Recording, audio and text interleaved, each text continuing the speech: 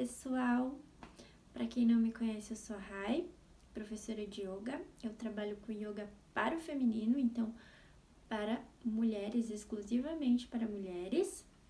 E nesse vídeo eu vou falar sobre o que é ser mulher no Brasil. Aí vocês me perguntam, mas Rai, o que isso tem a ver com yoga? Bom, falando um pouquinho de yoga, bem brevemente, o yoga é uma meditação ativa que nos ajuda a pensar além do que a gente pode ver, né? Então, para que a gente tenha uma percepção maior do que o que a gente está acostumado, né? O que nós estamos acostumadas a viver. E diante disso, a gente consegue perceber as coisas que a gente pode mudar e trazer uma evolução, né? Então, falando sobre o que é ser mulher no Brasil. Por que o que é ser mulher no Brasil? Porque é a realidade em que eu estou inserida e que a grande maioria de vocês também estão. Lógico que em outros países, em outros locais, existem leis mais duras, né? Mais rígidas com mulheres, até mesmo cerceando muitos direitos, mas aí eu já não posso falar muito porque eu não conheço, eu não vivo essa realidade, né? Então, falando sobre a nossa realidade aqui no Brasil e diante de toda, né, toda essa cultura patriarcal que impera, né, desde muito tempo, né, são muitas as desvantagens que afetam mais da metade da população, que é formada por meninas, mulheres e mulheres trans. Embora a intolerância não seja mais justificável, né? Essa intolerância no âmbito de sexual, familiar, econômica, porque o movimento por direitos iguais para todos e todas, ele vem desde 1988, com a Constituição Federal. Então, a gente pode falar que a Constituição Federal, no seu artigo 5º, ela nos traz: homens e mulheres são iguais em direitos e obrigações. Mas se a gente for ver, a lei, ela não chega para todos de forma igual. E por que não chega para todos de forma igual? Porque aquela mulher que mora na comunidade, na favela, ela não escolheu morar na favela. Ela não escolheu ter o emprego que ela tem. Assim como eu, né? Eu gostaria de ter um outro patamar de vida. Talvez você também. E se fosse uma questão de escolha, olha, eu quero ter uma renda X. Acredito que assim a gente podia falar que, né, todos são iguais perante a lei. Porque daí a gente ia escolher ser todo mundo igual realmente, todo mundo ter uma renda, sei lá, acima de 50 mil, um exemplo, né? Todo mundo escolheria ganhar um valor mais alto, né? Ter uma renda mais alta. Então, a gente pode ver que a lei não é igual para todos, mas não só nessa questão financeira. A gente pode falar também em questão de trabalho, que é o que a gente vai ver lá pra frente, né? Porque aqui agora eu vou falar sobre mulheres. E mulheres seja mulher negra, mulher branca, mulher trans, todo tipo de mulher. Todo mundo que se considera mulher vai entrar nesse contexto que a gente vai abordar hoje. Então, a gente pode, mesmo ainda, tendo esse artigo 5º que nos diz que homens e mulheres são iguais, ainda assim a gente pode nos deparar com barreiras. E quais são essas barreiras? Bom, a naturalização da opressão, né? Da opressão feminina. Que aí a gente entra no caso de violência física e violência psicológica. Se a gente for ver essa questão de naturalização da opressão, todo mundo tem uma história próxima, seja na família, seja de amigos. Ah, mas homem é assim mesmo. Ele falou assim, mas ele é assim mesmo, ele não foi grosso. Ou ele é grosso mesmo, mas sempre foi assim, o homem é assim. Isso é uma naturalização, porque, né, muitas das vezes aquela mulher tá sofrendo uma pressão, uma opressão psicológica, e o homem é assim mesmo. É natural, né? Quero tratar, né? Porque o primeiro foi essa naturalização. O segundo ponto que eu quero trazer é que o Brasil é o 5º país com maior índice de homicídio feminino, né? No ranking de 83 nações. Então, 5º país. E aí entra o feminicídio, né? Pra quem não sabe, o feminicídio é o homicídio de mulheres baseado no gênero, né? Pelo simples fato da mulher ser mulher. Então, é o 5º país, gente. É de ficar, né, bem assustado mesmo. Então, é o 5º país que mais mata mulher.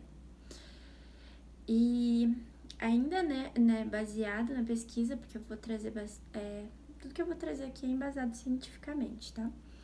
Roraima é considerado o estado mais perigoso para a mulher viver. Então, é o estado mais perigoso para a mulher viver. Imagine que se você, sei lá, recebeu uma proposta de emprego ou uma transferência de emprego para Roraima, sabendo disso, como é que você vai ficar? Talvez você pense 1000 vezes antes de ir, talvez você não vá, né? E o próximo assunto que eu vou trazer é um assunto polêmico, mas é importante de ser tratado, tá? E aqui não vai importar o que você pensa sobre isso, o que eu penso, o que a sua mãe pensa, o que a sua tia pensa, não importa o que as pessoas pensam. Eu vou trazer aqui porque é importante a gente saber. A cada 2 dias, uma brasileira morre por aborto inseguro. Então, é o aborto clandestino, né, gente? Porque, apesar dele ser considerado crime no Brasil, o aborto ainda é feito por mulheres de todas as classes sociais e todos os níveis educacionais. Então, e de acordo com a Pesquisa Nacional de Aborto, a cada 5 brasileiras em idade com 40 anos já abortaram. E essa pesquisa ainda revelou que 56% dessas mulheres eram católicas e 25% evangélicas. Ou seja, nem a lei, nem mesmo a religião impedem brasileiras de abortar. Então, o aborto continua sendo feito todos os dias nesse país. O que acontece que é clandestinamente, e as mulheres mais pobres são as que morrem, né? Porque as mulheres as mulheres ricas, né, com mais dinheiro, elas podem fazer esse aborto clandestino em clínicas, que são mais seguras, né? Então, entra aqui uma parte muito importante, que muita gente julga, né? Julga mulheres que abortam, mas a gente não sabe que uma dessas pessoas podem estar no nosso meio, pode ter sido nossa mãe, né? Nossa irmã, um moço que trabalha com a gente. Porque como isso é ilegal, as pessoas escondem, mas continuam fazendo. E outra coisa também importante é que mulheres negras têm 2 vezes mais chance de serem assassinadas no Brasil do que as brancas. Então, né, gente, as mulheres negras têm que lutar ainda mais para poder viver nesse país. Outro ponto é que ser mulher é viver com medo de ser abusada. 24 horas, né? Porque você sai de casa, você pode ser abusada na rua. Dentro da sua casa você pode ser abusada pelo seu companheiro. Lembrando que se você não tá consentindo, é um abuso, né? Por pessoas da família, né? Então, ser mulher é conviver com esse medo de ser abusada. E a cada 1,4 segundo, uma mulher é vítima de assédio. E esse assédio, seja qual for, seja assédio sexual, né? Seja assédio verbal, então seja... Mas lógico que a gente tá falando aqui num âmbito mais sexual. Mas às vezes esse assédio chega a ser, né, carnal, onde a pessoa recebe mesmo um toque ou uma coisa a mais, ou falado, né? E só em São Paulo acontece um estupro a cada 11 horas em locais públicos. Em locais públicos. E às vezes, muitas das vezes, não poucas vezes, na luz do dia. Então, a gente vive nesse constante medo de sofrer um abuso, né? Desde criança, desde sempre. É difícil. E agora falando um pouquinho sobre a mulher trans. A mulher trans no Brasil, ela luta ainda mais para existir, ainda mais para sobreviver. Porque a cada 48 horas, uma pessoa transgênera é morta no Brasil. A cada 48 horas, gente, uma mulher transgênera é morta no Brasil. E a expectativa de vida dessa mulher trans é de 35 anos, enquanto que da população em geral é de 75 anos e meio. Então, né? É quase metade aí, né? Um pouquinho mais da metade. Outra coisa que é importante a gente falar é que ser mulher no Brasil é ter pouca representatividade política.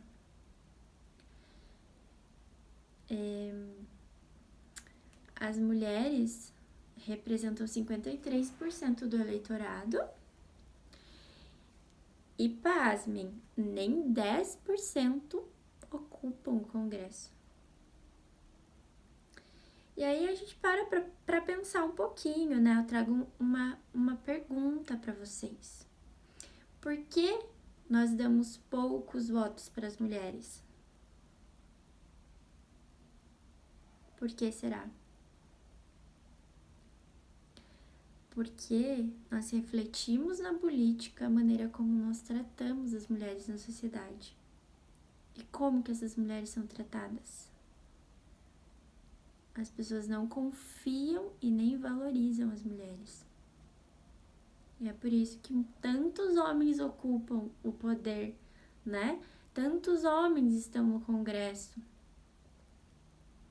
90%, né, gente? Muita coisa.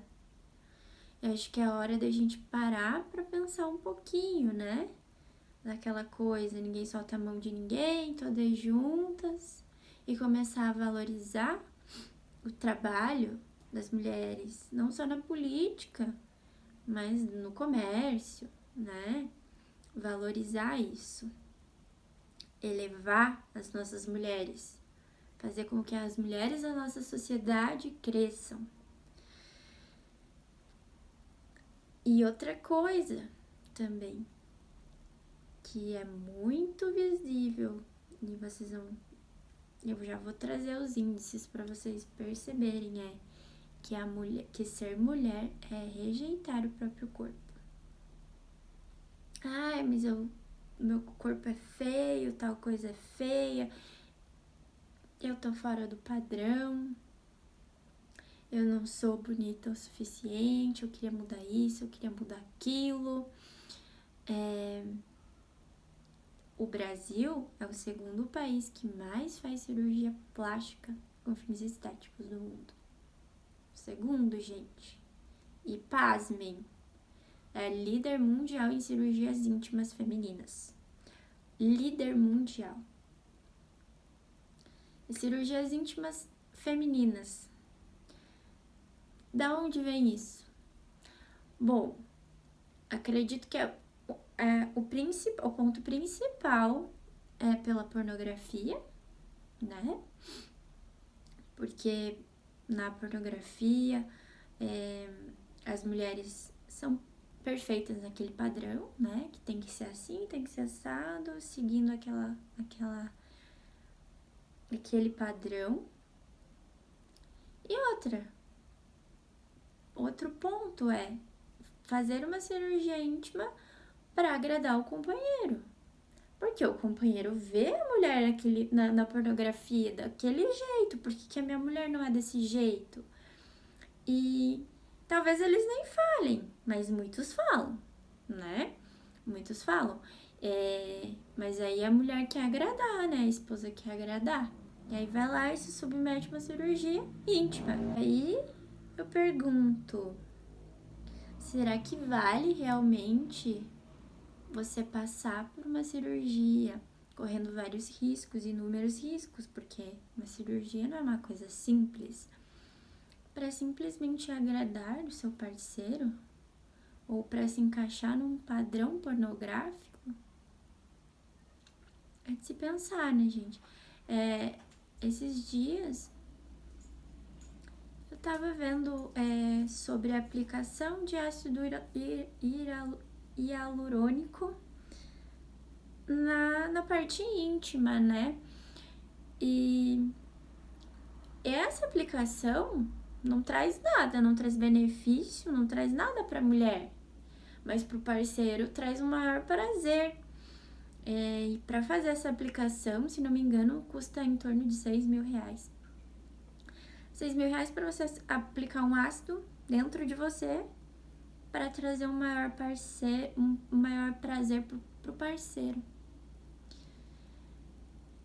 É aí que entra essas coisas de cirurgias íntimas, aplicação de ácido, para satisfazer o outro. E o teu prazer? E o teu bem-estar? Onde fica? Né? É de se pensar sobre essas coisas todas. E às vezes a gente tá inserida numa caixa e a gente quer continuar nessa caixa, quer seguir os padrões, quer continuar seguindo os padrões e ser igual. Um outro ponto é que ser mulher e mãe no Brasil é estar desassistida e mais vulnerável. As mães deixam o mercado de trabalho 5 vezes mais que os pais. E 50% das brasileiras foram demitidas até 2 anos depois que voltaram de licença maternidade. Sem falar daquelas empresas que preferem não contratar mulheres, né? Porque pode ser que uma hora elas fiquem grávidas e aí fica na licença maternidade, e aí a gente tem que pagar, né? Essa licença, que não é barato, para uma mulher ficar 5 meses em casa, e às vezes tem empresas que tem até na convenção lá um acordo coletivo para que pode estender para 6 meses, então vamos contratar menos mulher aí, né? E aí, se a gente for falar das mães solo, e se parar pra pensar um pouquinho, no fundo, toda mãe é meio solo, né? Porque na sociedade que a gente vive, o cuidado com os filhos é uma tarefa da mulher. Parece até que a mulher fez o filho sozinha, né? Com o dedo, gente. Porque não tem pai. Lógico que tem aquelas que realmente o pai some no mundo e deixa a mãe, né? Mas de qualquer forma, até mesmo aquela que tem o companheiro ali, a responsabilidade para cuidar do filho é da mãe, né? Um exemplo, se a criança não está bem na escola, passou mal, quem é a primeira pessoa avisada que a criança não está bem para que possa ir buscar a criança? A mãe. O pai pode ser médico, a mãe pode ser médica. Quem vai ser avisado? A mãe. O pai pode ser médica e a mãe pode ser, sei lá, professora. Quem vai ser avisado? A mãe. Sempre a mãe, né? Toda a responsabilidade da criança é da mãe, né? Parece até que a mãe é a própria Maria lá, que gerou Jesus sem ter um pai, né? A própria Maria que teve que cuidar da criança ali meio que sozinha, né? Porque José não era o pai, né? Mas, enfim. E um outro ponto é, se a mulher estudar mais, trabalhar mais, ainda assim ela ganha menos. E mesmo que tenha um nível educacional mais alto, ela ainda assim ganha menos. E numa pesquisa, a mulher ganha em média mais ou menos quase que 30% a menos que os homens. E essa pesquisa dura décadas, isso não muda, gente. 30% a menos que os homens. Sem falar que muitas mulheres têm jornada dupla ou tripla. Falando sobre jornada dupla, é aquela mulher que trabalha fora, né? Um exemplo, trabalha no escritório 8 horas, chega em casa, tem o seu esposo, mas ainda assim tem que dar conta das tarefas domésticas. Esse casal não tem filho, mas a mulher tem que dar conta das tarefas domésticas, fazer a janta, deixar tudo prontinho. Jornada dupla. E a jornada tripla é aquela mulher que tem filho, o casal que tem filho. A mulher trabalha o dia todo fora, chega em casa, tem que dar conta das tarefas domésticas, limpar a casa, deixar tudo organizado, janta, e depois ainda tem que cuidar dos filhos, dar banho, fazer dormir, olhar as tarefas da escola, porque tudo recai em cima da mãe. Vocês já pararam para pensar se eu não sei, né? Eu não tenho filhos, mas eu lembro quando eu era criança, que meu pai não sabia muito das coisas, né? De como aconteciam as coisas. Pergunta pro pai do seu filho quantas meias ele tem na gaveta. Quantas meias o filho tem na gaveta? Quantas fraldas? Se tá acabando a fralda, quantas ainda tem? Eles não sabem. Por quê? Porque cuidar dos filhos é tarefa da mulher. E isso deveria mudar, gente. Mas mudar assim, ó. Só que, ainda assim, além de toda essa cultura patriarcal, né, que os homens, ainda entra muito machismo, ainda muita mulher continua fortalecendo isso. Tudo isso que eu disse aqui, tudo isso acontece por quê? Pelo simples fato de termos nascido ou nos considerarmos mulheres. E é justo? Não é justo. Então é bom a gente observar isso com mais atenta, né? Com um olhar mais atento e ir mudando os nossos padrões, mudando a forma de pensar sobre outra mulher que está do nosso lado, mudando, né, o jeito que a gente trata as mulheres, o jeito que a gente pensa sobre as mulheres, né? E muitas das vezes nos vemos atravessadas por um mundo em que nos diz não, e não, e não, e não, e o tempo inteiro não, né? Que tolhe ou tolheu as nossas mães, mas que ainda tolhe, né? Tanto nós como as nossas mães, e um mundo em que violentou as nossas avós, E é por isso que eu digo que ser mulher é um ato por excelência, coletivo, político e revolucionário. Vamos pensar sobre isso. E aí, com todo esse turbulhão de informação, esse assunto pesado, né? Pesadíssimo. Então, agora a gente vai fazer uma meditaçãozinha para dar uma aliviada aí nessa tensão toda. A gente vai começar sentando de forma confortável. Girem os ombros para trás. Alinha a tua coluna, fecha os seus olhos. Observa se essa posição está confortável para você se manter.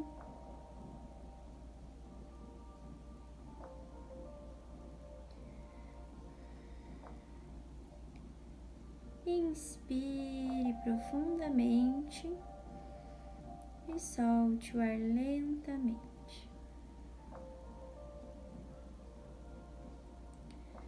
Inspire profundamente e solte o ar lentamente.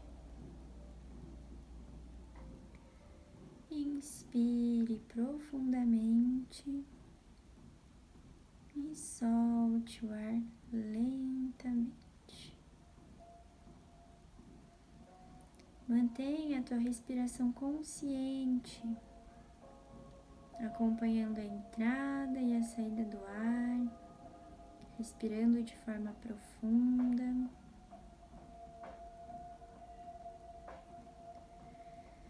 E à medida que você exala, libere as emoções e também os pensamentos.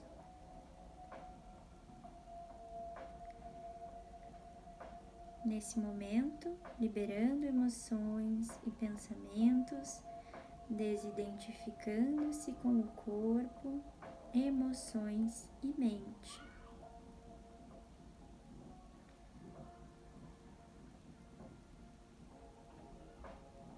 Aqui e agora, você não é o seu corpo físico. O corpo é um instrumento valioso e importante, mas você é muito mais que apenas o seu corpo.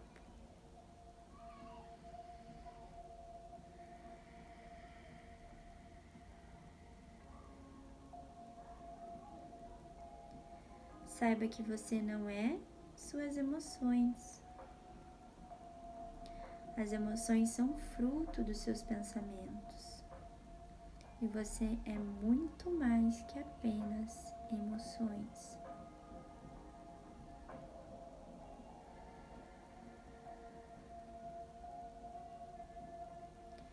E agora nós vamos liberando as emoções como se fossem bolhas de sabão, tanto as agradáveis quanto as desagradáveis. Então inspira profundo e exala como se você liberasse bolhas de sabão.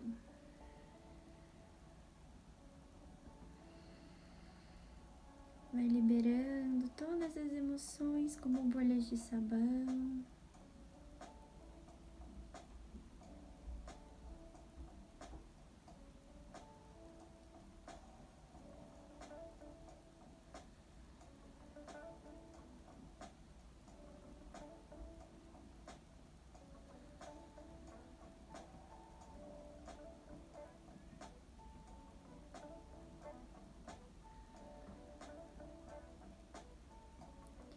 Libere também os seus pensamentos, como você fez com as emoções, como se fossem bolhas de sabão. Se tiver emoção aí ainda, libera junto. Faz mais bolhas, bolhas, bolhas, bolhas de sabão que voam pelo céu. Sobem, sobem em direção ao céu, grandes, pequenas. Lembra quando você era criança que fazia bolinhas de sabão? Então vamos voltar a ser criança e fazer várias bolhas de sabão, onde a gente entrega os pensamentos e as emoções.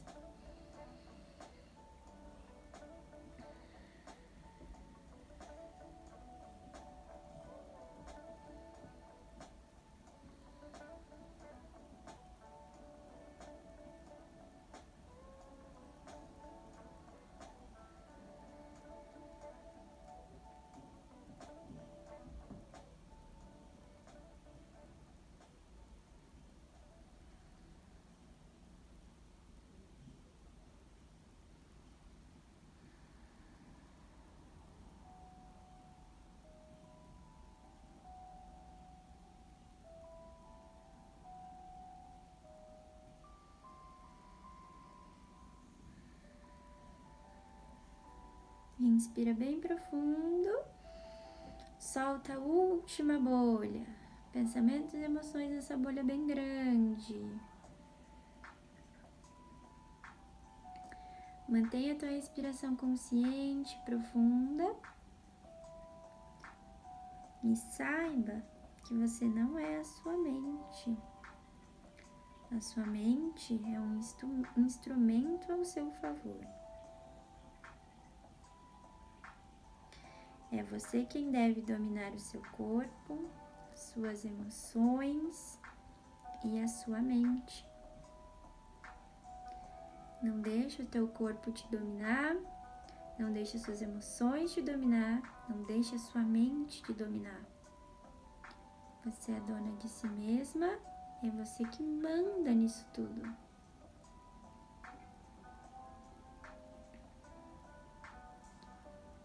Então, inspira profundamente, retém o ar,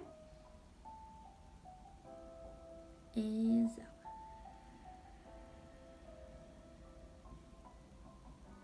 Pode abrir os olhos. Gente, muito obrigada. Se vocês tiverem alguma pergunta, alguma dúvida, deixa nos comentários. A gente vai trazendo mais abordagens aí com o passar do tempo. Eu vou trazendo outros temas referentes, né, ao feminino. Muito obrigada por assistirem até aqui. Meu ficante tá igual ao meu salário, só aparece uma vez por mês. E o meu ficante tá igual a dinheiro, só vive na mão dos outros.